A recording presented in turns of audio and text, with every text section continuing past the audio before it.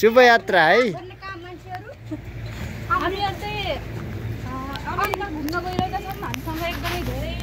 ल शुभ यात्रा शुभ यात्रा।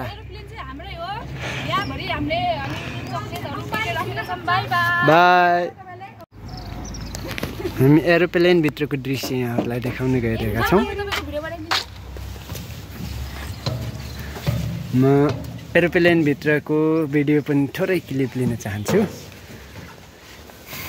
एरोप्लेनको हाम्रो यो जहाजभित्रको केही दृश्यहरू हाम्रो अँध्यारो भइसकेको छ, त्यसकारण यो चाहिँ हाम्रो चाहिँ यहाँ सामानहरू राख्नको लागि यो चाहिँ एरोप्लेनभित्रको सेवा सुविधा। यो चाहिँ लकर रहेछ, यता पनि सामानहरू राख्नको लागि ठाउँ रहेछ, लक यता रहेछ, यहाँ पनि केही सामानहरू रहेछ। एरोप्लेनभित्रको दृश्य यहाँहरूलाई देखाइरहेका छौँ। हाम्रो यो चाहिँ यहाँ चाहिँ केही सामानहरू राख्नको लागि यो जहाजको जस्तै माथि चाहिँ डिक्की रहेछ। यहाँ यो चाहिँ लक यसबाट रहेछ, माथि डिक्कीहरू अनि सिटहरू तपाईँहरू देख्न सक्नुहुन्छ।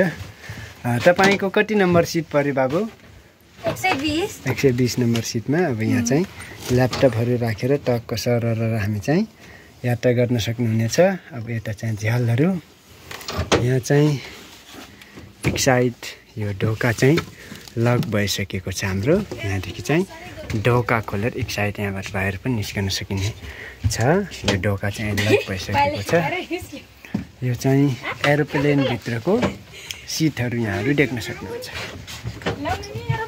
सिटहरू चाहिँ अलि जीर्ण अवस्थामा पुगेको रहेछ हाम्रो यो एरोप्लेनको। अब हामी चाहिँ एरोप्लेनको झ्यालहरू, एरोप्लेनको झ्यालबाट चाहिँ हामी बाहिरको दृश्यहरू देख्न सक्छौँ। यहाँबाट जस्तै हाम्रो एरोप्लेनको पङ्खाहरू देख्न सक्छौँ।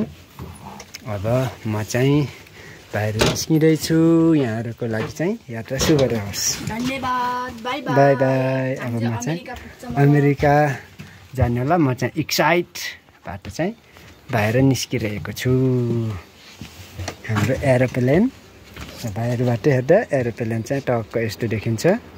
हाम्रो एरोप्लेन हो फेरि ड्रिम पार्क। एरोप्लेनको पङ्खा। म चाहिँ अब एरोप्लेनबाट बाहिर निस्किरहेको छु र एरोप्लेनको फुल बडी म यहाँहरूलाई देखाउन गइरहेको छु। यो हो चाहिँ ड्रिम पार्कमा रहेको एरोप्लेन। तपाईँले चाहिँ यहाँ आएर एरोप्लेनको वास्तविक एरोप्लेनमा निस्किए जस्तै बालबालिकाहरूलाई चाहिँ त्यो महसुस हुनेछ। यो चाहिँ सेम एरोप्लेनको बडी चाहिँ छ, भित्र सिटहरू सबै चाहिँ रहेको छ। लगभग 20-22 सिटको चाहिँ एउटा एरोप्लेनको चाहिँ नमुना चाहिँ यो ड्रिम पार्कमा रहेको छ। फाइनली नानी बाबुहरू पनि एरोप्लेनबाट बाहिर निस्किसक्नु भएको छ।